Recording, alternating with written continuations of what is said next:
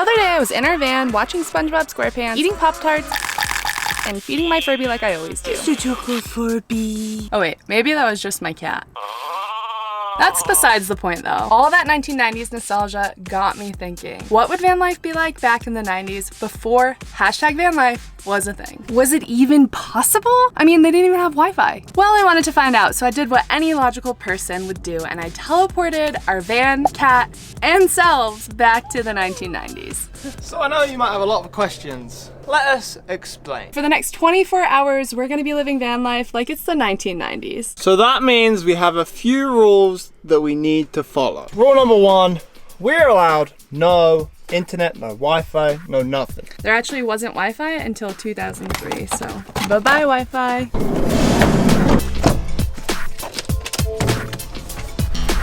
Oh, and we can't use our phones.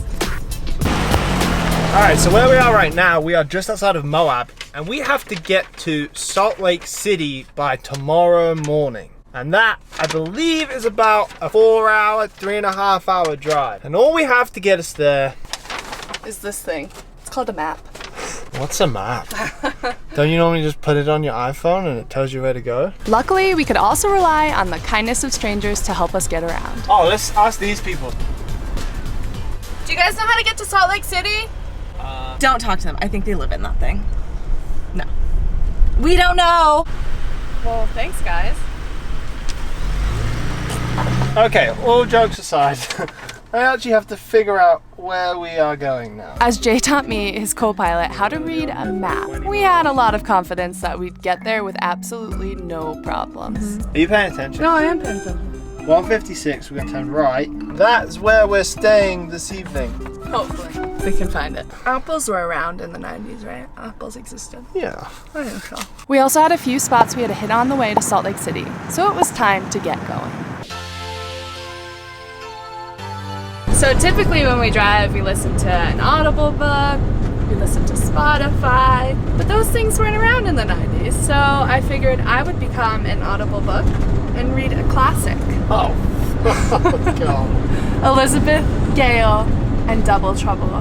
I feel like these sort of drama little books were such a big thing in the 90s. You ready, Jay? Yeah. The phone rang. And Libby turned from the piano and a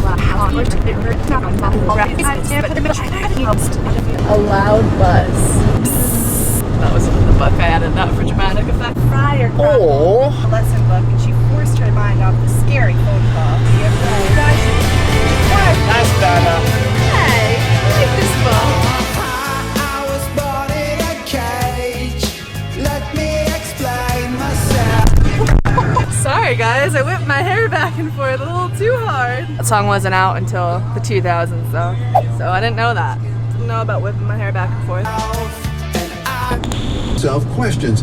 Then get comfortable with uncertainty as your intuitive answers, and remember that you have to risk failure. We're going left, sir. On to 70. Roger that, cloak captain. Things are going well. This is easy peasy. So we get off at 156, right?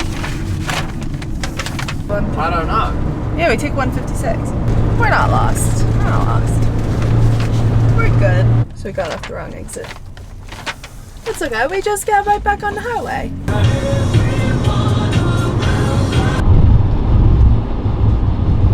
So we're currently pretty low on gas. We're just hoping that we find a gas station. Oh, I think I see a sign. I think we just found one. But we've been driving on this road, absolutely nothing for miles and miles. And I just can't even imagine that stress when you just have your phone to look up gas stations, you're running low, you're in the middle of nowhere, you have no idea where you are. Let's see how much this is gonna be.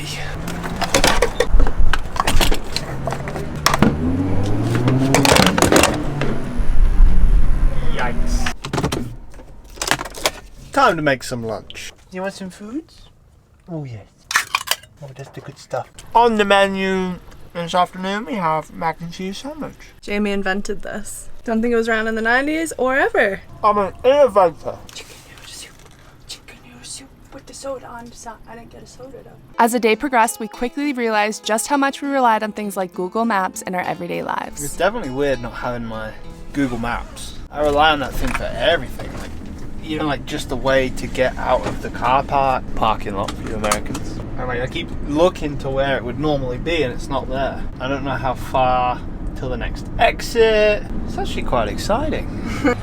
We've been in the desert for the last few days and we're really hoping to get the van washed. Van is absolutely mucky. So yeah, we're just keeping our eyes peeled, doing it how they used to do back in the 90s and trying to see if we find any car washes. Feels like there should be one here. Car wash! Car wash! Over there! Oh my god, there's car wash! Yay! no way. So much more rewarding to find somewhere with, like, just off your own back.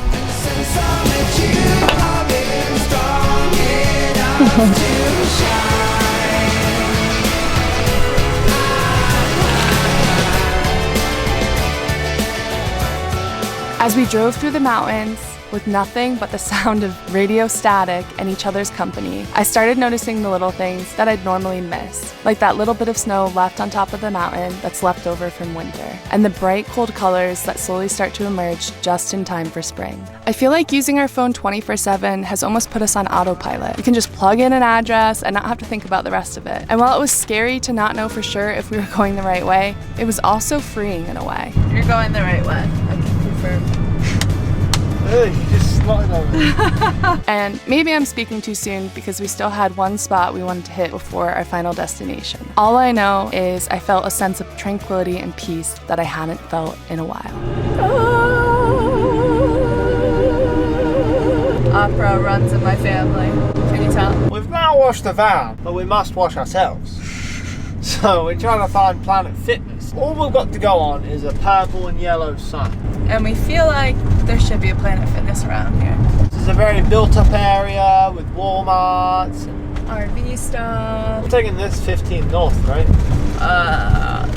Yeah, 15 north. Planet Fitness was a bust. Couldn't find one, but now we are heading to try and find somewhere to sleep for this evening. We have a general ballpark place of public lands that you can stay on, I believe, for like 14 days. But all we have is along a stretch of 60 mile of road.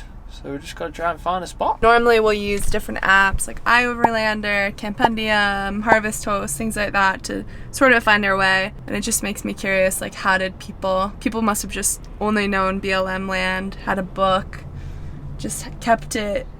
I don't know how they did it back in the day. But the apps are nice because you can see reviews, you can see people that have recently camped. So it just adds a whole nother level of fun and difficulty. By our third destination, we felt like we had finally gotten the hang of living van life like it was the 90s. We found the key to following the map is paying attention, which can be a hard adjustment when you're normally an autopilot. Little did we know, the spot we were about to find would be one of the most amazing places we've ever been to. It's kind of ironic, we spend a lot of our time looking down at our phones for the answers, and in looking down, we can sometimes miss what's right in front of us.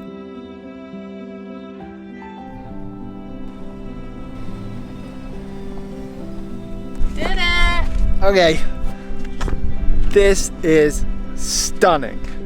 So the irony is, found this spot without any apps, anything. And it's probably one of the top 5, definitely in the top 5 of the scenic places we've stayed. Absolutely gorgeous. Mountains as far as the eye can see.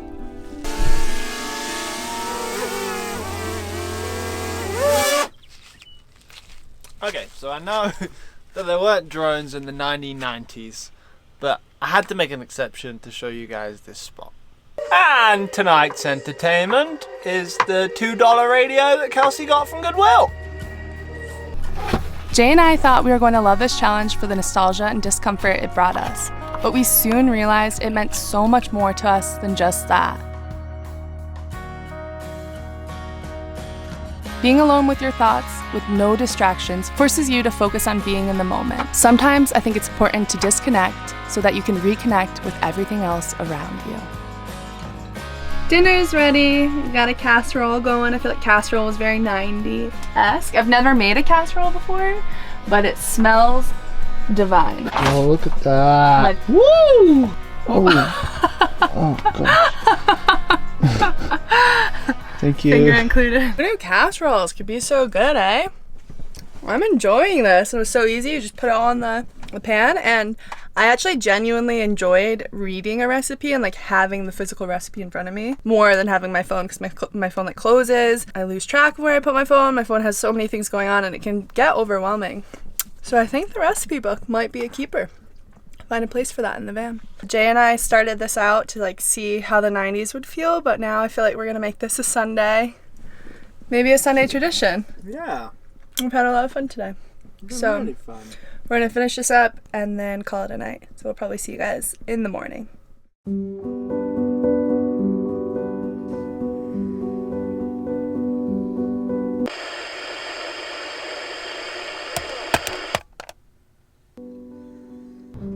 So we've officially traveled back to 2022, but I think there's some really important lessons that we learned from living in the 1990s that will continue to carry with us. Jay and I had the best day we've had in a while, and we reconnected in a way that we haven't in such a long time. And I'm not saying that technology is a bad thing. It's an amazing thing. It helps our lives and it makes our lives so much easier.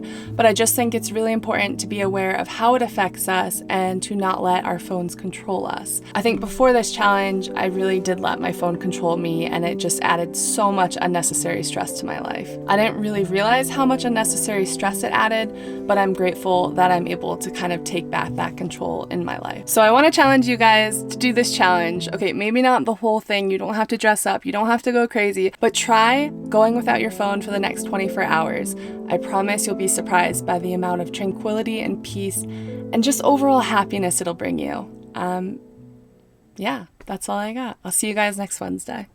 All right, honey, where are we going? Anywhere but where they're going. Okay, go the other. No, they're coming. They're coming. Go. People that like don't know you are gonna be like, what the heck? Yes, we're matching.